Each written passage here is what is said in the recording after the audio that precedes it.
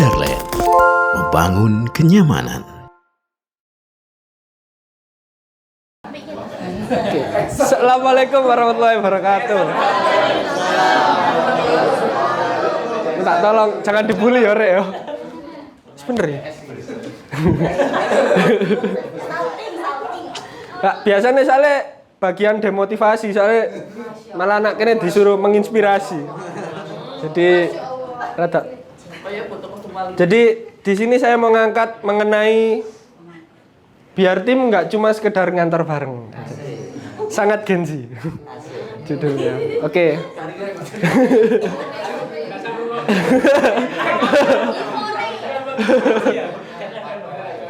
Selanjutnya play dulu. These are the last words from the cockpit of Air Florida Flight 90.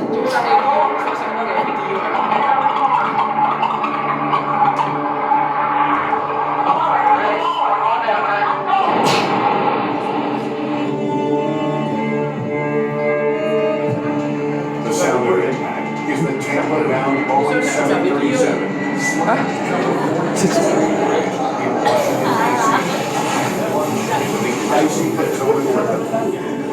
It was just before 4, the bridge heavily loaded with commuter traffic, people trying to get home early in a snowstorm. Oke. Jadi ada yang tahu adegan tadi? Pesawat jatuh. Jadi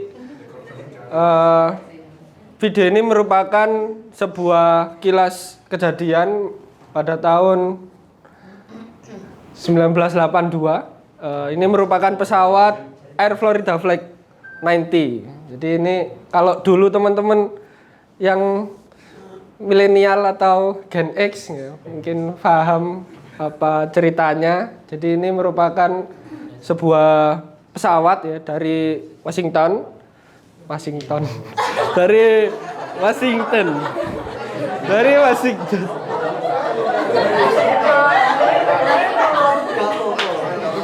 Dari Washington ke Hollywood.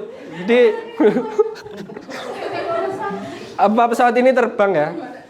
Ternyata dalam perjalanan penerbangannya ada beberapa mesin atau bagian yang tidak berjalan.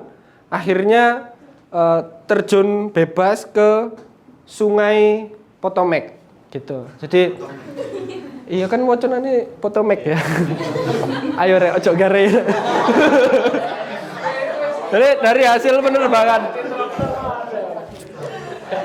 penerbangan tersebut ada 79 korban, ada 79 penumpang yang tersisa tinggal 5 yang terselamatkan. Jadi 4 itu orang penumpangnya dan 1 kru pesawatnya. Gitu. Jadi dari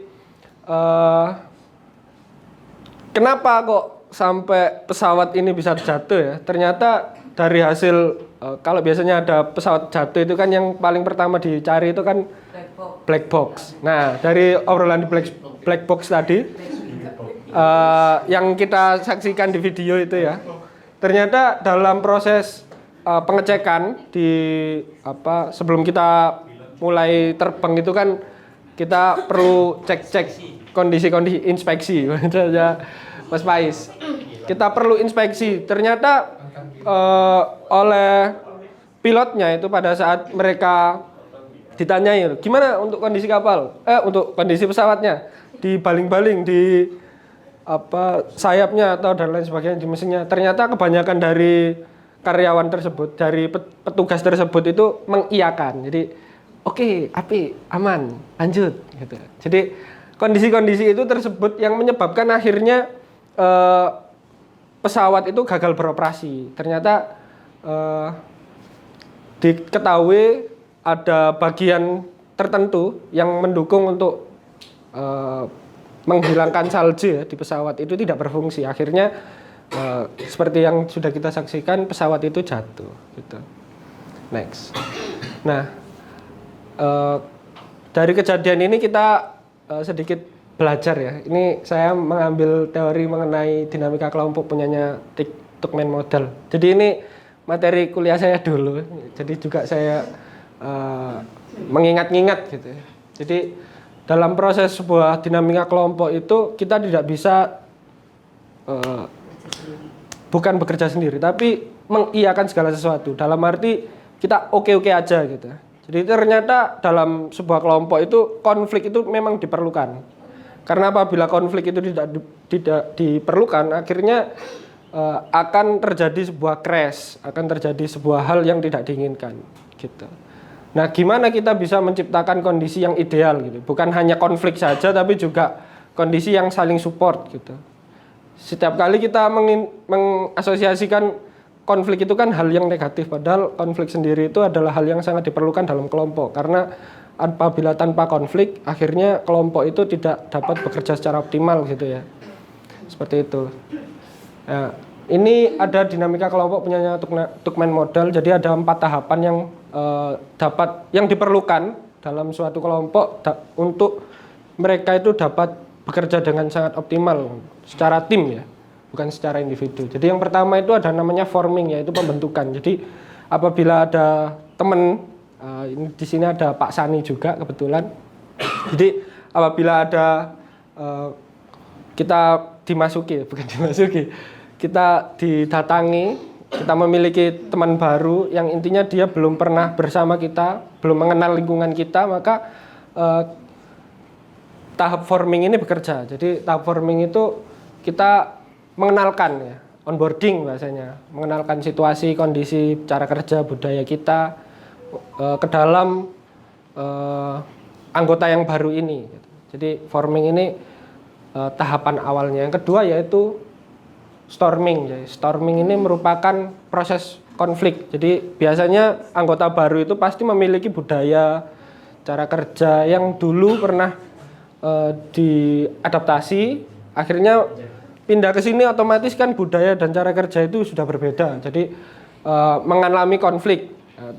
Biasanya itu ada penyesuaian gitu oleh kelompok yang sekarang dengan individu yang baru ini tidak match gitu. Nah, tahap storming ini akhirnya menciptakan gesekan, menciptakan adu ego gitu ya. Nah, ini memang perlu dan boleh saja dirawat. Tapi alangkah baiknya untuk proses dalam dalam penyesuaiannya juga perlu di-maintain gitu ya. Bukan terus-terusan kita menabrak semua konflik dan juga tidak selalu merawat semua konflik gitu. Intinya konflik-konflik yang memerlukan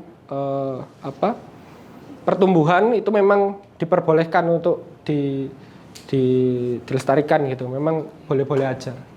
Selanjutnya setelah adanya storming ada namanya norming gitu. Norming itu adalah pembentukan norma. Jadi setelah kita berkonflik atau ada penyesuaian antara budaya kerja, antara cara kerja, akhirnya nanti tercipta norma-norma yang disepakati bersama atau disepakati oleh individu tersebut dari hasil adaptasinya gitu ya. Setelah itu ada performing. Nah, baru proses produktivitas itu berjalan setelah adanya performing gitu. Nah, seringkali kita tidak selalu selesai ke tahap ini.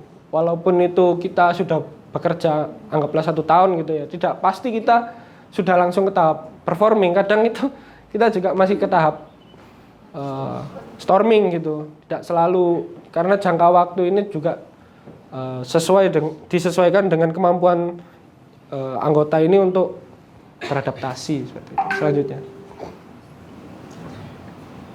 Next. Nah, desainku apik ya, Rek ya.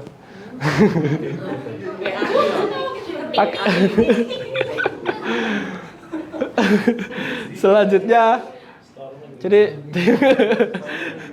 dinamika kelompok yang bermasalah. Jadi tanda-tanda apa saja sih yang bisa kita anggap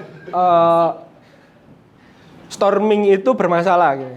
Apa saja yang itu merupakan konflik yang tidak boleh kita rawat gitu ya. Ada kalau secara contoh langsung kita ambil gosip, bisik-bisik itu memang tidak selalu baik ya. Kalau gosip-gosip, bisik-bisik terus saling menyalahkan saat ada masalah. Jadi kita lempar bola gitu ya bahasanya. Lempar bola kalau seandainya ada problem terus ini salah dia. Itu juga sebuah hal yang kurang cocok gitu ya. Terus tidak ada feedback yang jujur gitu. Jadi feedback ini kalau kata secara apa ya, corporate-nya itu kan ABS ya, asal Bapak senang gitu. Jadi tidak ada feedback yang jujur gitu biasanya. ABS. Jadi tidak boleh, karena memang seandainya sesuatu hal yang tidak sesuai, tidak berjalan dengan normanya, terus kita mengalami masalah, terus hasil feedbacknya kita buat sebaik mungkin. Kita anggap, oh ini bagus Pak, ini sudah sesuai, atau semua obrolan atasan kita dukung gitu. Itu juga tidak berjalan dengan semestinya seharusnya gitu. Itu merupakan contoh dari dinamika yang bermasalah. Selanjutnya bagaimana kita membuat tim kelompok kita ini dapat berjalan dengan ideal dan optimal gitu ya. Yang pertama tentunya kita juga harus membangun hubungan, bukan hanya kerjaan gitu. Bagaimana kita membangun hubungan yang tidak selalu hal-hal yang bersifat privat itu selalu ditutupi dalam pekerjaan. Memang kita juga sebagai individu dalam bekerja itu ada ruang batas yang itu memang boleh diketahui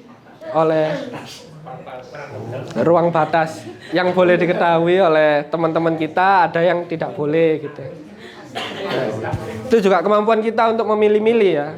Jadi memang boleh ini diketahui. Jadi contohnya kayak tanggal ulang tahun mungkin itu kan tentunya sangat boleh untuk diketahui teman-teman di kantor, maka selayaknya kita juga harus ikut merayakan gitu ya. Itu contoh-contoh yang bersifat privat tapi juga dihubungkan dengan pekerjaan. Merayakan hal-hal kecil, terus berani mengapresiasi tim kerja. Seperti itu.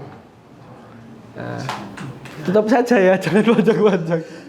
Jadi tim yang hebat bukan hanya dibentuk dalam sehari, tapi dibentuk oleh kebiasaan kecil yang dilakukan setiap hari. Terima kasih.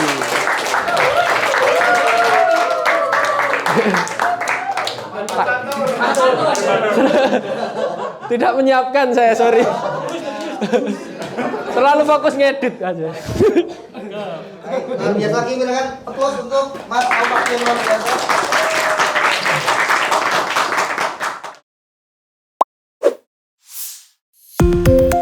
Kadarland, membangun kenyamanan.